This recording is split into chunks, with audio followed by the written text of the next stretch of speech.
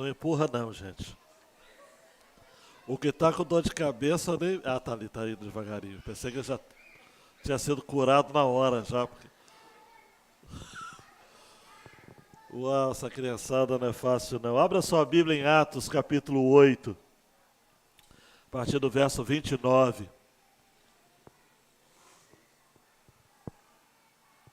Vinte e seis. Meu ponto aqui falou.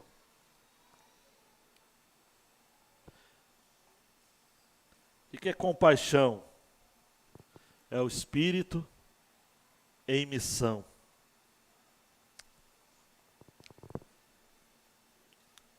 Vamos ler o texto primeiro. Assim como a mensagem no domingo passado,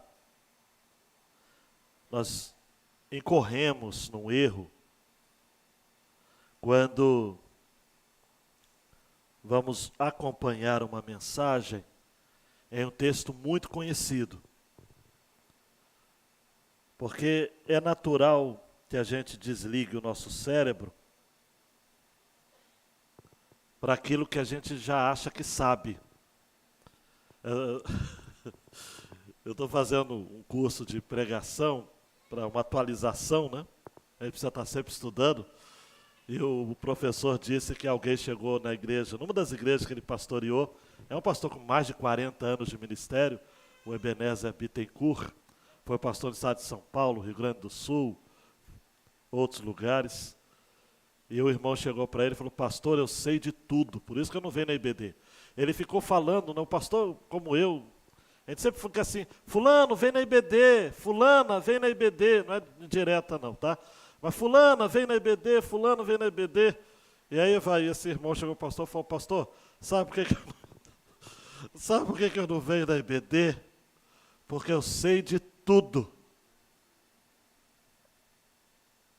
Ô Ricardo, tem que ser crente no momento desse para você ouvir o camarada falando isso. É uma coisa absurda. Então, você que já ouviu esse texto, já leu esse texto, eu já preguei esse texto algumas vezes, tenta dizer: ó Espírito Santo de Deus, não me traz algo novo, porque a palavra é a mesma, mas renova o meu espírito com esse texto, que é igual de domingo passado sobre a multiplicação dos pães e dos peixes, dos 5 pães e 2 peixinhos. Você já ouviu N mensagens, mas eu creio que domingo passado, como eu fui, você também foi extremamente abençoado. Então vamos a esse texto, mais uma vez, que é um texto de manual de videogame, né? Um texto bem clássico, mas que a gente vai estar aprendendo coisas de Deus nele. O anjo do Senhor disse a Filipe: levante-se e vá para o sul, no caminho que desce de Jerusalém a Gaza. Este se acha deserto. Filipe se levantou e foi. Havia um etíope, eunuco, alto oficial de Candace, rainha dos etíopes, o qual era superintendente de todo o seu tesouro. Ele tinha vindo adorar em Jerusalém e estava regressando ao seu país. E assentado na sua carruagem, vinha lendo o profeta Isaías. Então o Espírito disse a Filipe: aproxime-se dessa carruagem e acompanha. Correndo para lá, Filipe ouviu que o homem estava lendo o profeta Isaías. Então perguntou: o senhor entende o que está lendo? Ele respondeu: como poderia entender se ninguém me explicar? E convidou Filipe a subir e sentar-se ao seu lado. Ora, a passagem da escritura que ele estava lendo era essa: foi levado como ovelha ao matadouro, e como um cordeiro mudo diante do seu tosqueador, ele não abriu a boca. Na sua humilhação lhe negaram a justiça. Quem poderá falar da sua descendência? Porque a vida dele é tirada da terra. Que texto é esse? Isaías 53, 7 e 8. Então o eunuco disse a Filipe: peço que você me explique a quem se refere o profeta. Fala de si mesmo ou de outra pessoa? Então Filipe explicou, e começando com esta passagem da Escritura, anunciou-lhe a mensagem de Jesus. Seguindo pelo caminho, chegaram a um certo lugar onde havia água. Então o eunuco disse: eis aqui água, o que impede que eu seja batizado? Filipe respondeu: é lícito, se você crê de todo o coração. Então ele disse: creio que Jesus Cristo é o Filho de Deus. Então mandou parar a carruagem. Ambos desceram a água, e Filipe batizou o eunuco. Quando saíram da água, o Espírito do Senhor arrebatou Filipe, e o eunuco não viu mais, e este foi seguindo o seu caminho, cheio de alegria. Mas Filipe foi visto outra vez em Azoto, e seguindo viagem, evangelizava todas as cidades, até chegar a Cesareia. Deus, mais uma vez, eu te peço, faz de novo. Manda o mesmo Espírito. O Espírito que guiou a Filipe, que ele nos guie hoje para o entendimento desta palavra. É a minha oração em o nome do Senhor Jesus. Amém e amém. Talvez você esteja pensando que os personagens principais dessa passagem sejam Filipe e o eunuco. Eles são importantes, eu vou fazer aqui alguns destaques de quem era Filipe, esse diácono da igreja de Jerusalém, que foi eleito em Atos capítulo 7, em Atos capítulo 8, ele está pregando, uma vez que a igreja estava espalhada em missão, né? E a igreja precisa estar espalhada para estar em missão. E agora Filipe é chamado por Deus a pregar a uma pessoa só. Então você faz missões pregando para uma multidão e você pode fazer missões pregando para uma pessoa só. Eu vou falar um pouco mais tarde sobre eunuco. Esse eunuco, que a gente não sabe o nome. Eunuco é uma função muito comum, ou era uma função muito comum nas cortes mais antigas. Alguns deles eram castrados, né, emasculados, usando uma expressão mais clássica do português. E uma vez castrados, porque eles cuidavam do harém, das mulheres do rei. Mas nem todo eunuco era castrado. Nem todo eunuco cuidava das mulheres do rei. Esse eunuco, pelo que tudo indica, ele era um superintendente, uma espécie de, quem sabe, primeiro-ministro, um alto oficial, se a gente for seguir a linha do texto, da Candace, ou de Candace, que é o título para a rainha do faraó. O faraó, obviamente, o homem. Candace era mulher, era um título. E ele era etíope porque durante muitos anos o Egito dominou a Núbia, região onde hoje é o Sudão.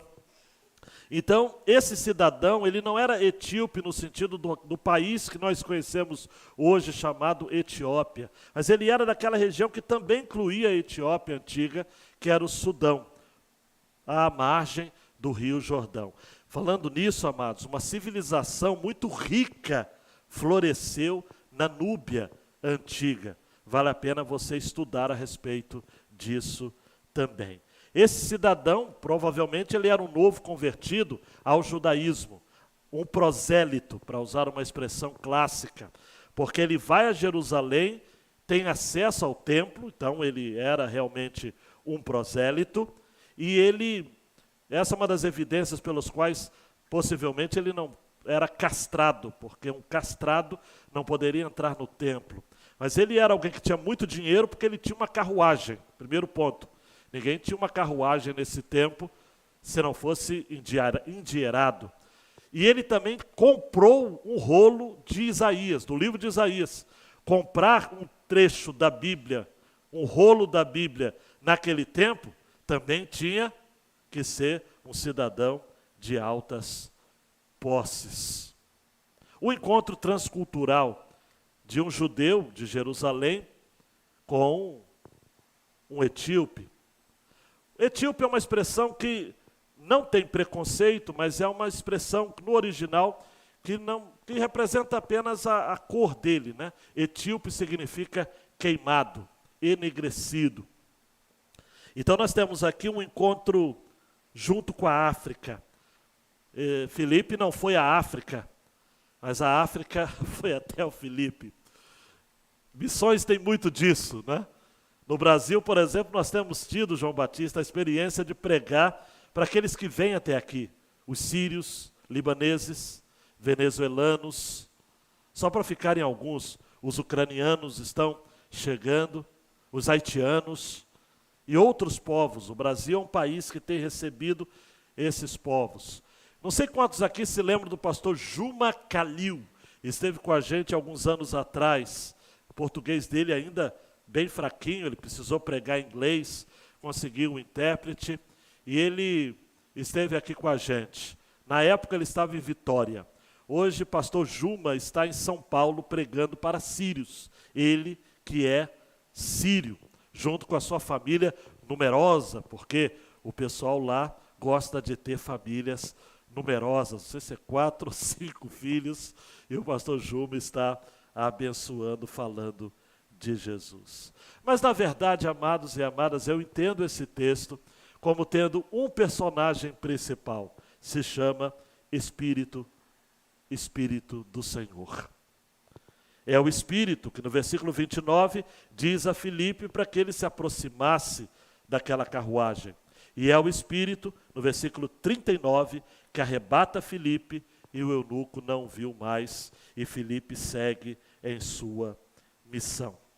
Por isso que a grande ideia desta passagem, João Marcos, é o Espírito em missão leva a igreja de Jesus a dar prioridade no coração, daí a minha definição de compaixão, aos que carecem de salvação.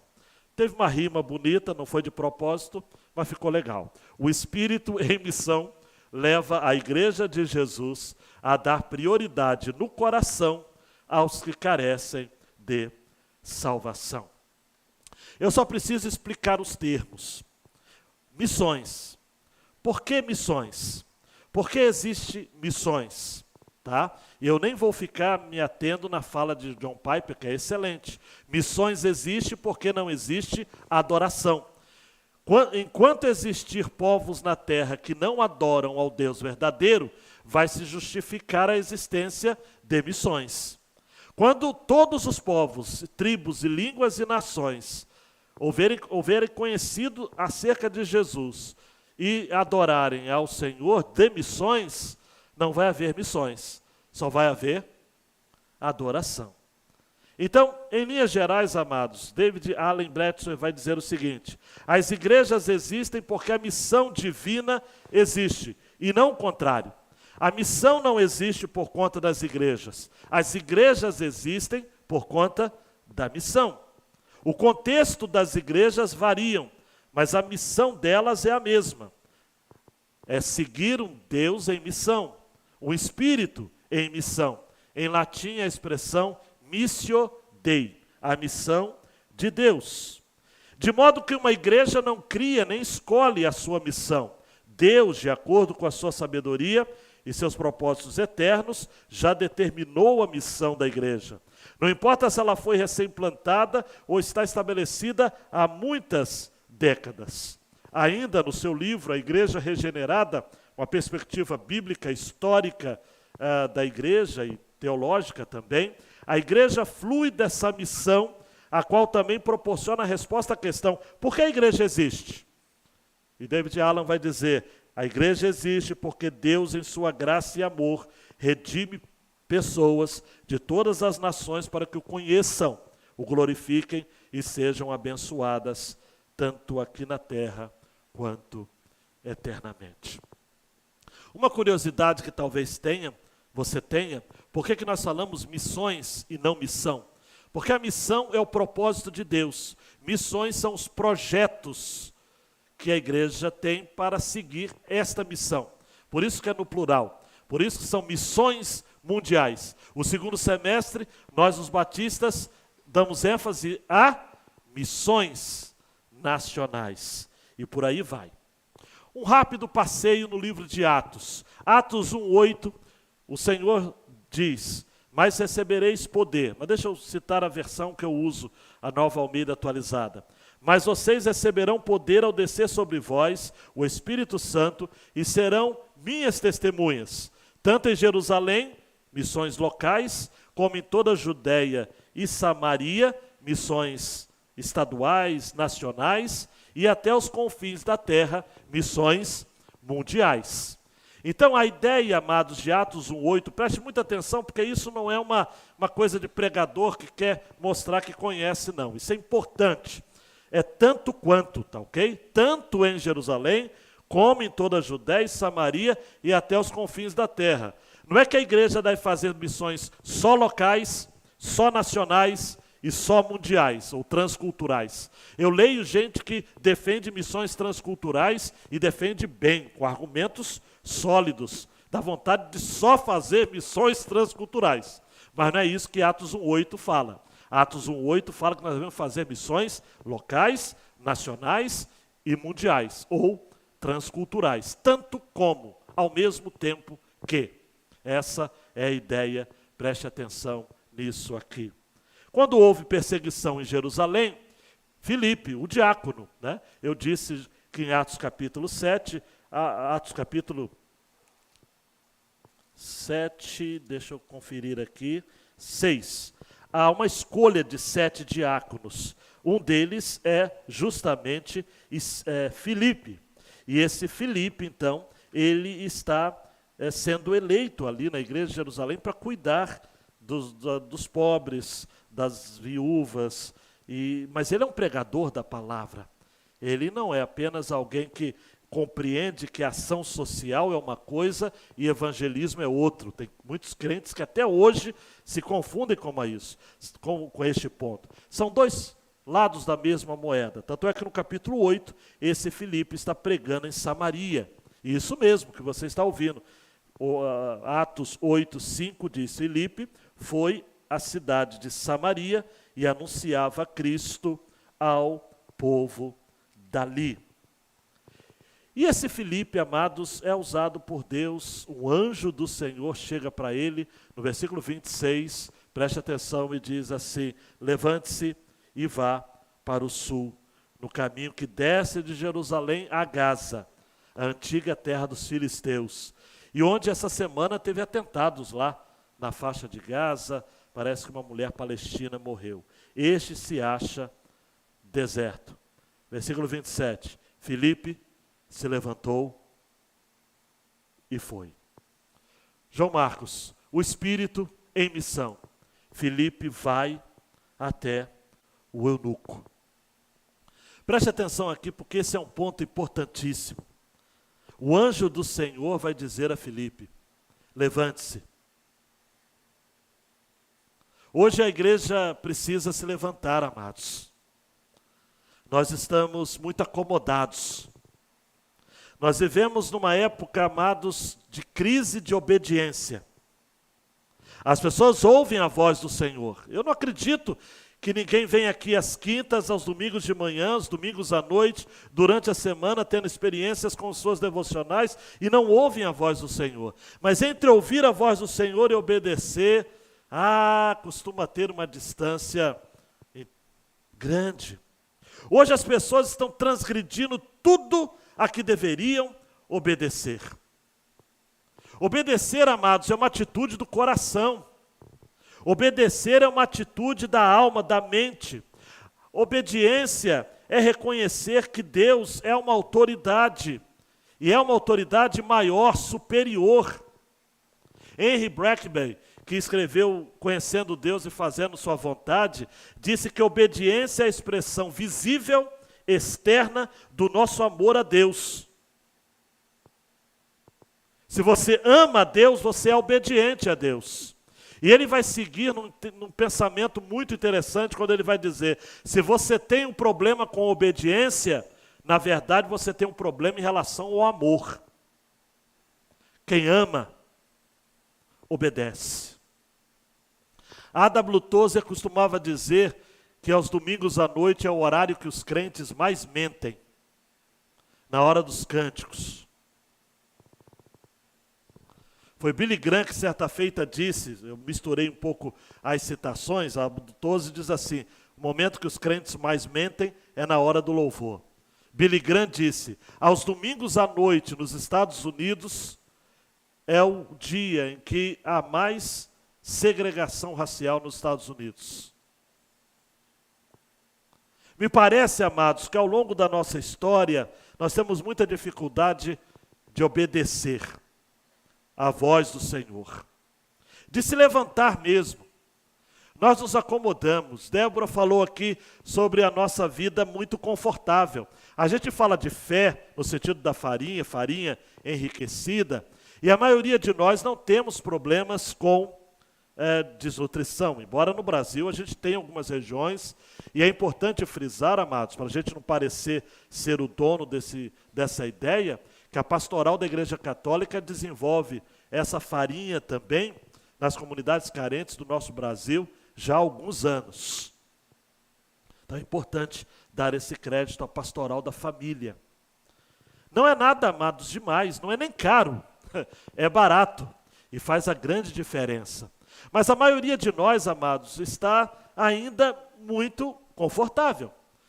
Débora vai me permitir fazer um comentário de algo que alguém compartilhou no grupo que ela faz parte e que ela mesma já disse que eu não tenho coragem de fazer, e é muito forte as imagens. Alguém perguntou assim, não no grupo, mas a missionária, não é?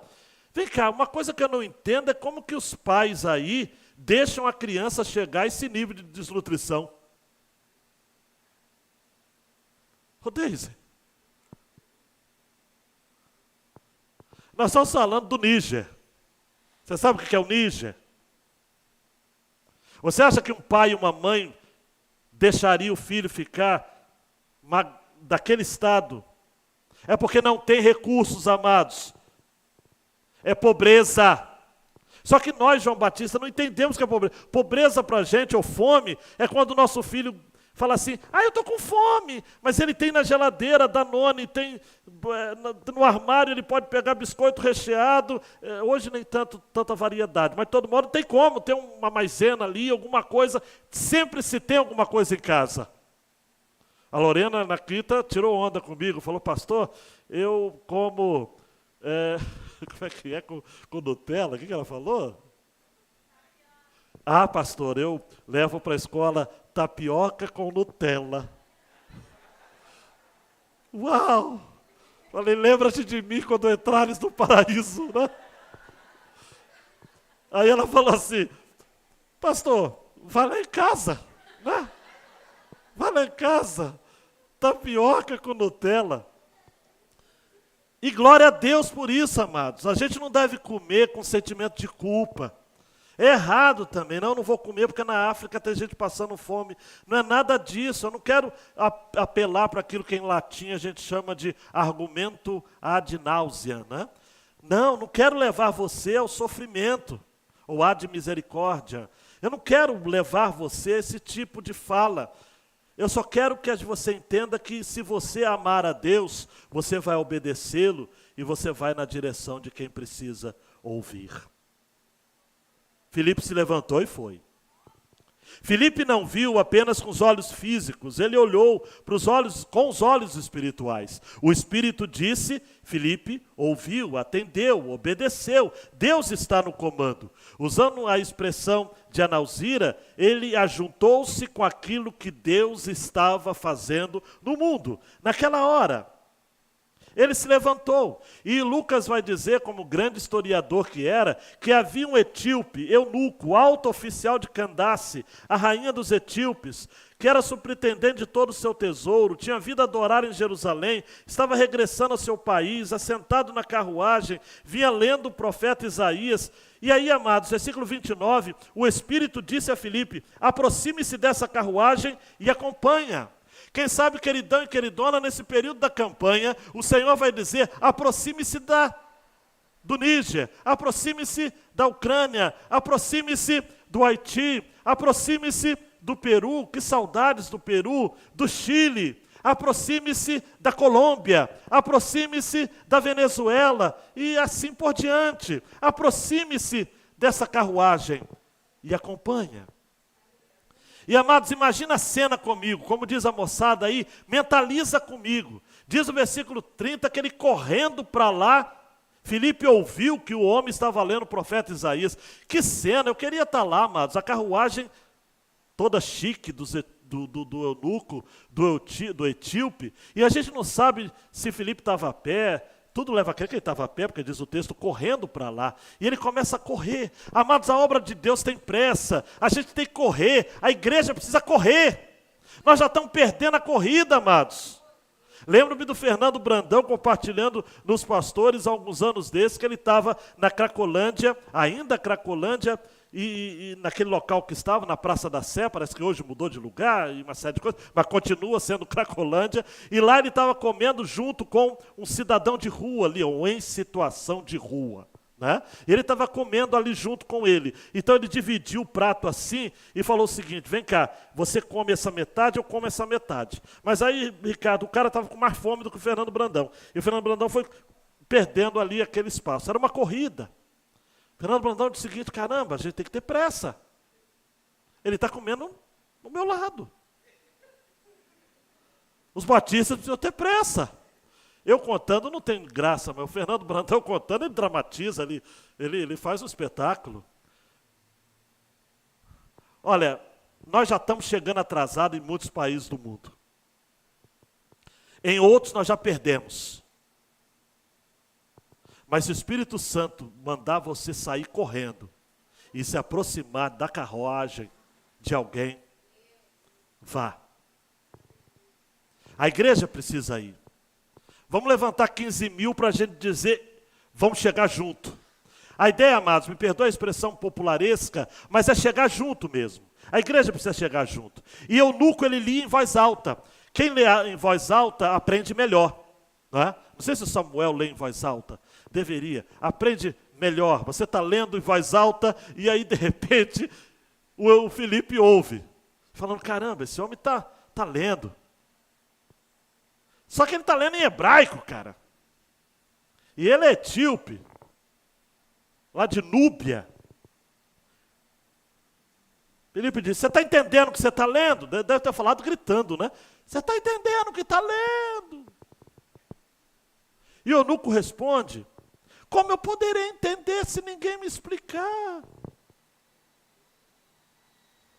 E o eunuco, então, convida Filipe a subir-se, a sentar-se ali ao seu lado. Esse eunuco, amados, era um abençoado, vinha de Núbia, um país que por séculos também foi chamado de reino de Cuxi. Cuxi significa preto, negro, preto no sentido de cor, né? Produzia-se ébano, marfim, incenso, gado, ouro e escravizados também. O ouro de Cuxi enriqueceu o Egito, né? Era um reino poderoso. E haviam faraós negros. Pesquisa na internet depois, faraós negros. Eram faraós dessa região. E o nome da esposa do faraó, o título era Candace. E esse homem era oficial. E ele estava querendo entender a Bíblia, querendo entender a palavra de Deus. Eunuco convida Filipe. Versículo 32 diz o texto, que eu não vou repetir, Isaías 53, 7 e 8. E até hoje esse texto tem várias interpretações. Tem gente que acha que esse texto está se referindo a Israel, ao servo do Senhor, ao remanescente fiel. Nós, os cristãos, interpretamos há milênios que esse texto diz respeito a Jesus. Versículo 35 vai dizer a interpretação desse Filipe, desse expositor das Escrituras. Começando com aquela passagem, ele anunciou a mensagem de Jesus. Me faz lembrar um dos textos mais valiosos que eu guardo no meu coração em Lucas 24. No caminho de Emaús. E Jesus começando pelos profetas, os salmos, a lei, os profetas, os salmos, foi falando tudo a que se dizia a respeito a Jesus. André Bernardo, a Bíblia toda fala sobre Jesus, de Gênesis a Apocalipse. O Franklin Ferreira, Às vezes ele é espirituoso, né? Às vezes. Ele disse certa feita de que a interpretação de alguns pastores a respeito do Evangelho, nas Escrituras, é como aquele texto: tiraram o meu Senhor e não sabemos onde ele está. Não é? É gente que é capaz de pregar a Bíblia, mas não falar de Jesus em nenhum momento sequer. Fala de moral, fala de bons costumes, fala de pátria, fala de família, fala de política, mas não fala de Jesus. Tiraram o meu Senhor e não sei onde o puseram. A sacada do Franklin, muito interessante nesse sentido. Mas, amados, Filipe não era desses pregadores. Filipe, começando com essa passagem, anunciou-lhe a mensagem. E aí nós temos o Espírito em missão, e Filipe vai a outros lugares. Mas antes de chegar em outros lugares, é muito importante terminar essa caminhada aqui junto com o eunuco. Porque o que vai acontecer, amados? Antes de Filipe dar prosseguimento à sua missão em outros lugares, ele precisou ser sensível a uma necessidade aqui. Diz o versículo 36 que, seguindo pelo caminho, chegaram a um certo lugar onde havia água. E o eunuco disse, é interessante que a iniciativa do batismo não foi de Filipe. Filipe não falou: eunuco, está na hora de você se batizar, não é? Ele já era batizado pelo judaísmo. Ele era judeu, prosélito. Mas ele não era batizado ainda em nome de Jesus. Em nome do Pai, do Filho e do Espírito Santo. Ele ainda não havia recebido o batismo cristão. Então, o eunuco se convertendo, amados, retiro o que eu disse, sendo convertido, a primeira iniciativa dele foi o quê? Caramba, eu preciso me batizar. Então ele chega e diz assim: eis aqui água, que impede que eu seja batizado? Tem gente que não gosta, mas, gente, isso daqui é uma das evidências do batismo por imersão. E a gente precisa falar isso. Nós, os batistas, não tiramos a ideia do batismo por imersão porque é bonito. Eis aqui água, que impede que eu seja batizado. Havia um local que havia condições de haver um mergulho, um ato batismal. Nós temos irmãos que são batizados em outra forma. Nós vamos para o mesmo céu. Agora, um batista convicto nunca vai se tornar um aspersionista. Então, ele nunca foi batista. Isso faz parte da nossa história de fé, do nosso DNA. Milhares de crentes morreram por conta do batismo por imersão, por defenderem a história dos batistas. Então, fecho parênteses aqui para uma reminiscência histórica. Para ser batizado precisa do quê? É lícito, 37, se você crê de todo o coração. Crê em quê? Rapaz, crê em quê? Não atrapalha não, já. Creio que Jesus Cristo é o Filho de Deus. Isso é o bastante. Para ser batizado, você precisa fazer o quê? Crer que Jesus é o Filho de Deus. É o alvo da classe, 2 meses estudando, para a pessoa dizer isso. Eu creio que Jesus Cristo é o Filho de Deus. Amados, nós somos salvos pela fé em Cristo Jesus. As pessoas precisam ser levadas a Jesus e não ao evangelista. A verdade central é que Jesus Cristo é Filho de Deus. João capítulo 20, versos 30 e 31. Na verdade, Jesus fez diante dos seus discípulos muitos outros sinais que não estão escritos neste livro. Estes, porém, foram registrados para que vocês creiam que Jesus é o Cristo, o Filho de Deus, e para que, crendo, tenham vida em seu nome. O eunuco disse: eu creio. Se crê, então ele mandou parar a carruagem. Ambos desceram a água. mais uma evidência do batismo por imersão. Ambos desceram à água. Filipe batizou o eunuco, no grego, baptizomai, mergulhou o eunuco. Quando saíram da água, quem que estava em missão? O Espírito. Arrebatou Filipe. O eunuco não viu mais, amados. Hoje nós vivemos um tempo, Zé Limari, de personalismo gospel. As pessoas batizam, mas querem ser notadas. Os batizadores hoje criam fãs, seguidores. É a igreja do fulano de tal. É a igreja do ciclano. As pessoas são levadas hoje a crerem numa personalidade. Eu vou contar algo, amados, com muita modéstia. Mas antes do escândalo do Caio Fábio, ele ainda estava sendo alvo de algum tipo de suspeita. Eu encontrei o Caio Fábio no aeroporto. E o Senhor me tocou para eu ir até ele. Claro que é uma ousadia de jovem, né? Eu era mais jovem. Mas se o Espírito Santo mandasse hoje, eu iria também. E eu cheguei para o Caio e falei, Caio, pastor Caio, o senhor é muito amado pelo Brasil. Mas o senhor também é muito idolatrado. O Caio Fábio olhou para mim e falou o seguinte, contra a minha vontade, meu filho. Eu nunca me esqueço disso. Contra a minha vontade. Mas era. E a queda foi grande. Que as pessoas têm disso, amados. Há 5 anos atrás, John MacArthur e sua equipe de pastores excluiu uma mulher que havia sido abusada em casa. Porque ela foi para o divórcio. É um erro. Não sei, eu não estou lá. Há evidências. Ainda está na justiça. Soltaram na internet.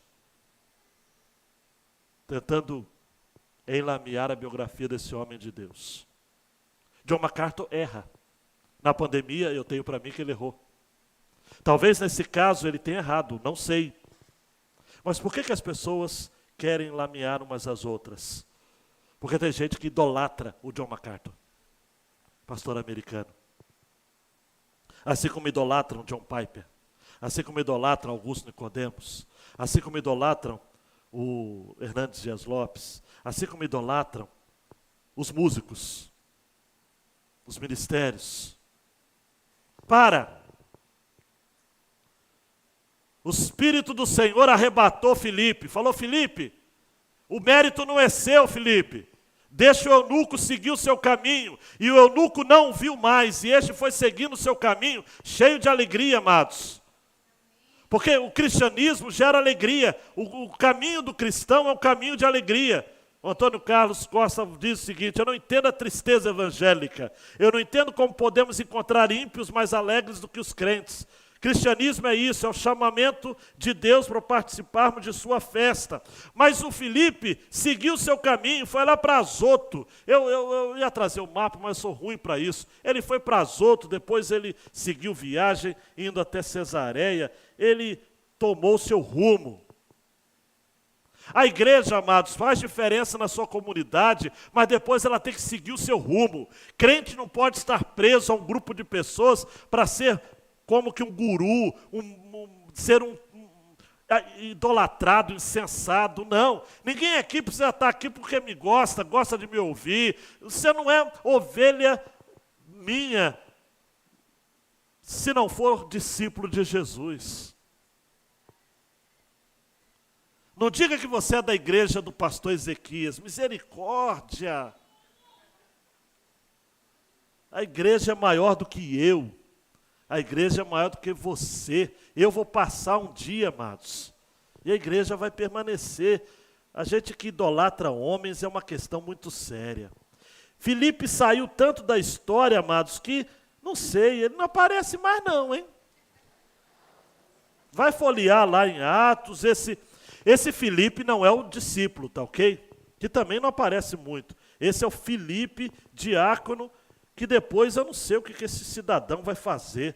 Eu só sei que a obra de Deus prosseguiu. E eu também não sei o que aconteceu com esse eunuco. Se ele chegou lá na região de Candace, se houve algum avivamento, igrejas foram plantadas ali, não sei. Apesar que eu tenho alguns palpites, porque o Sudão do Sul é majoritariamente cristão, ao contrário do Sudão, que é majoritariamente islâmico. Apesar que a Etiópia tem uma tradição cristã formidável. Quem gosta de estudar a África, coloca na internet Lalibela, os templos cravados ou encravados na rocha. Claro que o cristianismo que a Etiópia é um cristianismo muito místico, né? Muito misturado. Mas é bonito de ver a expressão de fé cristã na Etiópia. O Pedro, pelo Mundo, é um programa da GNT, aquele cidadão teve na Etiópia e chorou de tudo que ele viu. Repito, não estou afirmando, mas eu acredito que esse eunuco, pelo menos, levou uma lamparina para fazer brilhar a luz de Jesus. Gosto muito da poesia do Rubem Amorese, Regina. Senhor, se o Senhor não pode fazer de mim um farol, faz de mim ao menos uma vela. Eu até me arrepio. Se o Senhor não pode fazer de mim um farol, porque, gente, não é todo mundo que vai ser Billy Graham. Eu ouvi Billy Graham pregando essa semana no meu curso de pregação. Eu falei, caramba, eu nunca vou pregar assim, cara. Mas Deus não me chamou para ser Billy Graham. Deus me chamou para ser o Ezequias. Se ele não puder me fazer um farol para falar para várias pessoas, eu quero ser uma vela. Uma vela. Newton, uma vela. Helder, uma vela. André, uma vela. Edson, uma vela. Pablo, uma vela. Uma vela. Bruno, uma vela. Uma vela. João Marcos, quando o Espírito Santo lhe chamar, uau, não fica sentado. Filipe se levantou e foi, porque a obra de Deus tem pressa, amados. Filipe não foi como Jonas, nem vou falar muito de Jonas. Jonas, Deus falou com ele a primeira vez, ele se levantou e foi para o outro lado. Miserável. Mas aí no capítulo 3, Deus chama de novo. E aí ele vai. E prega, com raiva. Mas prega. Tim Keller vai dizer que a história de Jonas, com todas as suas reviravoltas, nos fala de como Deus conduz Jonas. Às vezes pela mão, outras vezes pela nuca, para mostrar-lhe essas coisas. João. Há muitos por aí lendo a Bíblia, mas não entendendo absolutamente nada. Como Filipe, seja um evangelista dedicado, viva a compaixão. Tem muita gente que está esperando, amados, que você ajude elas para entender. No seu trabalho, o camarada chega ali e fala, vem cá, o que você acha desse texto? Ou o que você acha do que está acontecendo? Por que Deus está permitindo que haja tragédias em Angra? Por que caiu aquele barranco lá em Monsuaba? Por que tem gente soterrada na Ilha Grande? Por que na Ucrânia tem guerra? E você, por quê? Você tem que... Pedro vai dizer sobre isso, 1 Pedro, né? Responder com mansidão acerca dos que lhe perguntarem sobre a razão da sua esperança. Hashtag somos todos Filipe. Somos todos Filipe. Provérbios 11:30 diz, o fruto do justo é árvore de vida, e o que ganha almas é sábio. João Marcos, vou contar um pouco da história desse cidadão. Já contei aqui, mas vou continuar contando porque a história é boa. vou usar algumas informações de Mark Dever. Esse cidadão é um pastor batista escocês. Nasceu em 1872, morreu em 1912. Ele estava presente no naufrágio do Titanic. Está comigo? John Harper nasceu num lar cristão em Glasgow, na Escócia. Quando ele tinha 14 anos, ele se tornou cristão. Começou a falar de Jesus aos outros. Era o seu prazer. Com 17 anos, John Harper começou a pregar. Ele ia às ruas do seu vilarejo e derramava sua alma enquanto suplicava com paixão, Pedro, que os homens se reconciliassem com Deus. Ele pregou durante uns 5, 6 anos nas esquinas das ruas. Ele trabalhava na usina JB durante o dia e à noite ele pregava o evangelho. Ele foi tutelado, mentoreado por um reverendo chamado Carter, da Missão Batista Pioneira, em Londres. E ele então, depois de algum tempo, amados, ele pôde dedicar o seu tempo e energia de modo integral à obra do evangelismo. Em 1896, mais precisamente no mês de setembro, ele plantou, Samuel, a sua própria igreja. A sua igreja tinha 25 membros, mas depois de 13 anos de ministério, 13 anos de ministério, ele deixou a igreja com mais de 500 membros. Durante esse tempo de ministério, ele se casou, ficou viúvo. Mas antes de perder a sua esposa, ele tinha uma filha chamada Nana. E a vida de Harper era muito agitado. Ele quase morreu afogado várias vezes. Com 2 anos e meio de idade, ele caiu num poço e foi resgatado e reanimado por sua mãe. Com 26 anos, ele foi arrastado mar adentro por um vento reverso e quase não sobreviveu. Com 32 anos, ele viu de frente a morte no mar Mediterrâneo, quando o barco que ele estava rachou o casco. Uau! Esse homem era igual gato, tinha 7 vidas. Mas, na verdade, ele continuava com ânimo, com zelo pelo evangelismo. Enquanto ele pastoreava a sua igreja em Londres, ele, dedicado, evangelista, fervoroso, ele foi convidado pela Moody Church, Chicago, para que fosse até a América para uma série de encontros.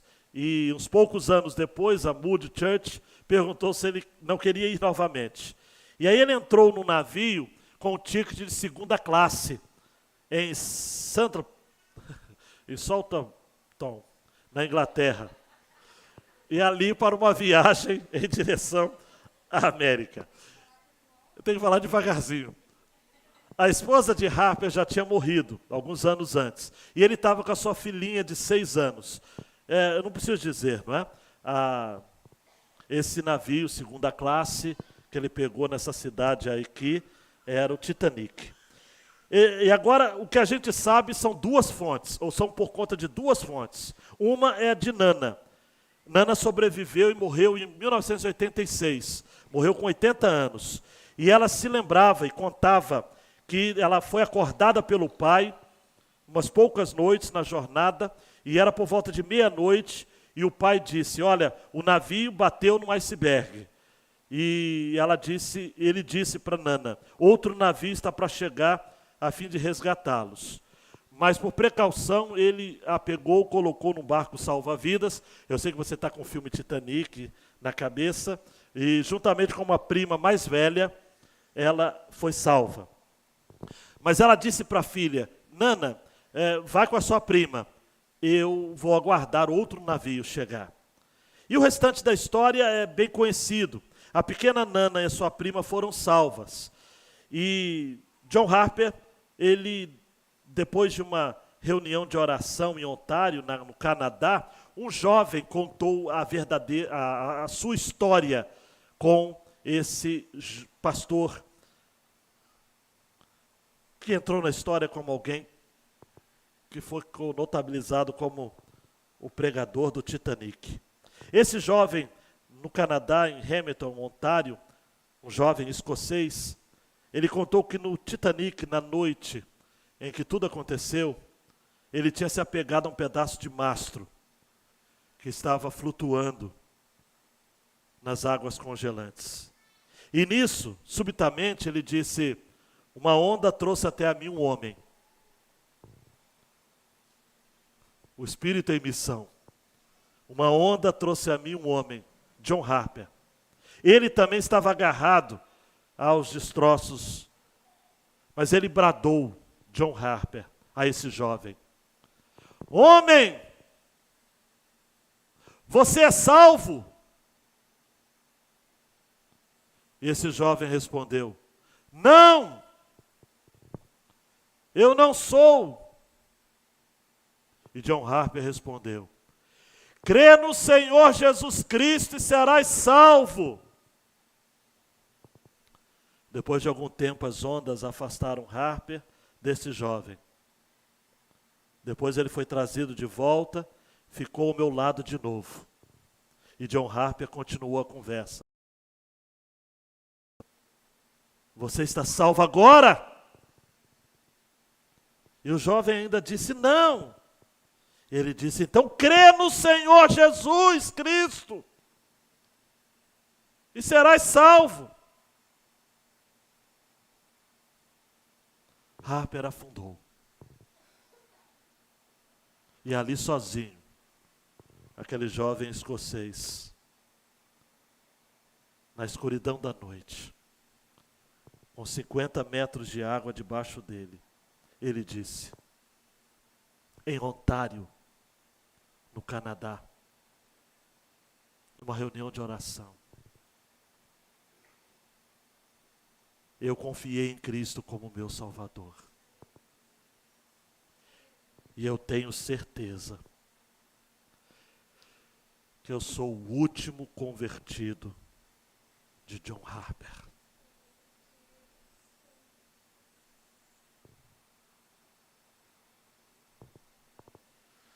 É o Espírito em missão. Dando um clique, João.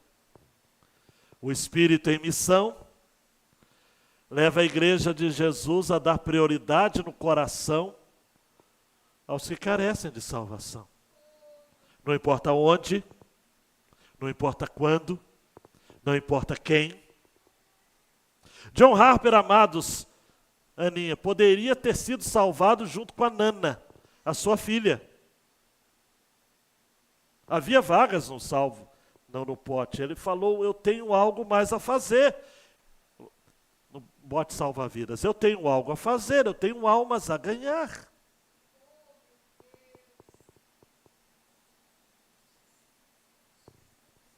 É isso que a gente precisa, amados. É dessa radicalidade que a gente precisa. De falar de Jesus, amados. Dá muito mais ibope do que falar de política, do que falar de economia, do que falar de qualquer outra coisa. Fala de Jesus, fala de Jesus, fala de Jesus. Porque sempre o Espírito em missão vai chamá-lo. O Espírito está aqui agora, por exemplo, chamando vocês. Você quer que eu pegue mais pesado com você? Chamando seu filho, quem sabe. Sua filha. Está disposto a abrir mão do seu filho e da sua filha para a obra missionária? Chamando você, aposentado. Chamando você que está entrando na universidade agora para dar uma guinada na sua vida. E para ir no campo, para o campo. Formado em química, biologia, engenharia. Vá para o campo. Nós estamos precisando, amados, não de missionários profissionais, mas de profissionais missionários. Que tal, hein? Nas Forças Armadas, na iniciativa privada, no chamado terceiro setor. Por que não? No hospital, uma enfermeira de Jesus, tocando em vidas que eu nunca vou tocar. Você está lá, o horário é seu, o expediente é seu. Se você impor as mãos e orar baixinho ali, você não vai estar infringindo nenhum protocolo. Fala de Jesus. No hotel, na sua repartição pública, na rua. Fala. Abra a boca. No ônibus. Na escola. Vamos lá, gente. O Espírito Santo quer usar a gente. O Espírito Santo não usa agências. O Espírito Santo usa pessoas. A agência é um meio. Junta de Missões Mundiais, Missão Novas Tribos, Compassion e outras missões, PMI, são agências, meios. ABU. Deus usa pessoas. Levante-se, igreja. O Espírito Santo quer te usar. Quer usar o seu dom. Pastor, eu não tenho dom. Tem. E tem. Deixe bobeira. Você tem dom.